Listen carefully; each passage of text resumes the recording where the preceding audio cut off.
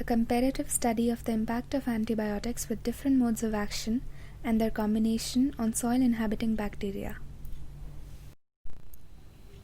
This experiment is aimed towards shedding light on the individual and synergistic effects of amoxicillin and ciprofloxacin on the growth of bacteria present in a given soil sample.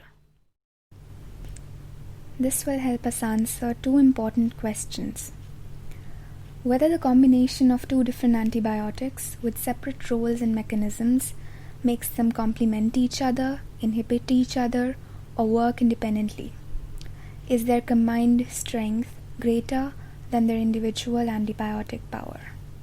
And what is the most effective way to eliminate the bacteria present in a given garden soil sample, provided a set of two broad-spectrum antibiotics, amoxicillin and ciprofloxacin?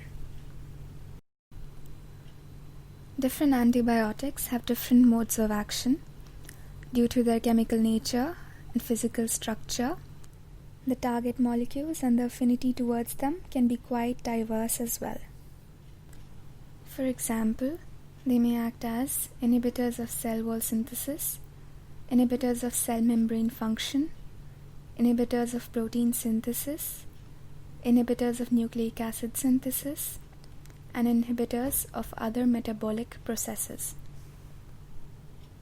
Amoxicillin is similar to penicillin in its bactericidal action against susceptible bacteria during the stage of active multiplication.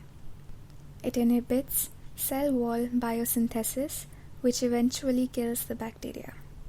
Ciprofloxacin is a bactericidal antibiotic of the fluoroquinolin drug class. It inhibits DNA replication.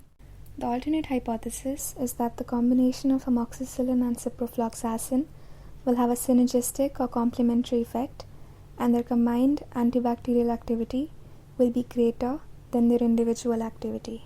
The null hypothesis is that there will be no such increase in the antibacterial activity of the combination of the two antibiotics used, since they both have completely different modes of action. The materials used in this experiment include amoxicillin and ciprofloxacin, both dissolved in water at a concentration of 100 mg per ml, 3 medium or large potatoes, a spoonful of garden soil, hand sanitizer, 4 syringes, a dozen disposable plastic bowls, transparent wrapping film, a marker, adhesive tape, a face mask and a pair of gloves, tissues and a large cuboidal box. A spoonful of garden soil is taken into a plastic bowl and some drinking water is boiled. The potatoes are boiled for about 20 minutes. 15 milliliters of boiled and cooled water is added to the soil sample. The 8 plastic bowls used for the 5 controls and 3 tests are labeled. The surface of the box is sanitized to reduce the risk of contamination. For ease of observation, the positions of the samples are labeled in the box as well, and moist tissues are applied to the walls of the container. Wet tissues are also kept at the bottom of the bowls. The wet tissues provide additional moisture for optimum growth of the microbes, which includes the bacteria. The box and other coverings used limit aerial contamination while also sealing the moisture in.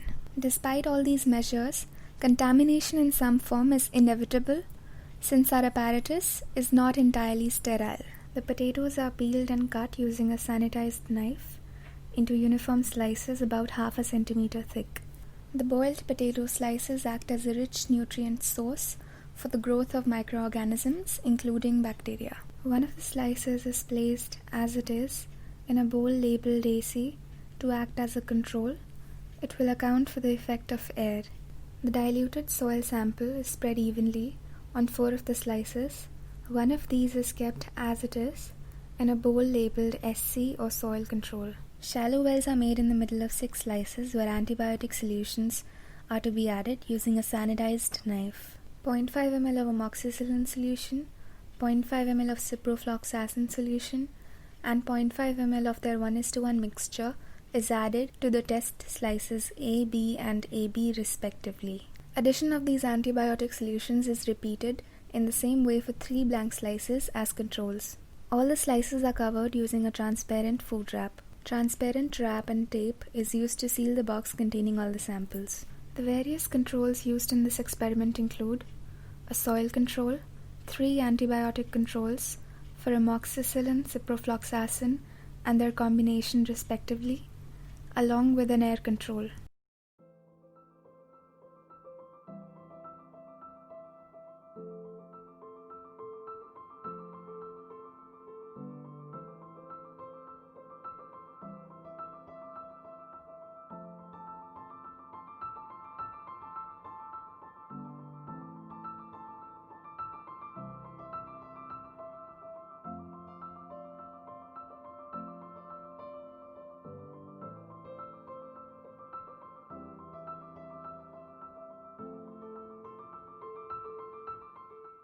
Growth is seen all over the slice in the blank control AC.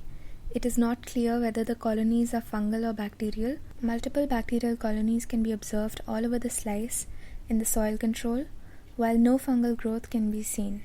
No bacterial colonies were found near the well in the antibiotic control for amoxicillin ACA, while up to 4 colonies were seen beyond a certain radius.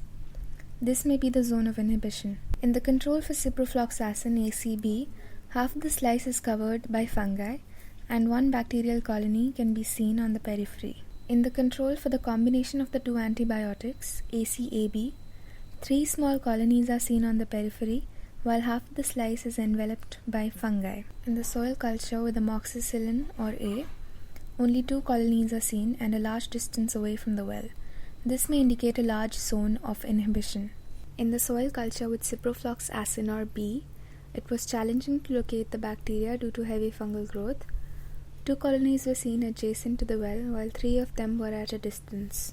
No bacterial colony was spotted near the well, while at least 9 colonies were spotted away from the well. The zone of inhibition here appears to be relatively small. Contamination led to bacterial growth even where soil was not added. Due to excessive growth of fungi in most of the tests and controls, it was not possible to locate the bacterial growth properly. It appears likely that some form of interaction is taking place between the bacteria and fungi in the soil cultures. It is worth noting that almost no fungal growth was seen in the soil control. Some bacterial strains in the soil used may have even developed resistance to the antibiotics. Both the antibiotics used were only partially soluble in water, altering and minimizing the rate of diffusion in the wells due to the many limitations of the experimental design. The observations made cannot be claimed to be conclusive in nature. Hence, it is not reasonable to claim to have proved or disproved our initial hypothesis. This experiment can be replicated in a proper lab to provide better insight by minimizing the sources of contamination, by maintaining sterile conditions. The method can also be tested and compared for the effect of combination of antibiotics with other mechanisms of action and the same mode of action.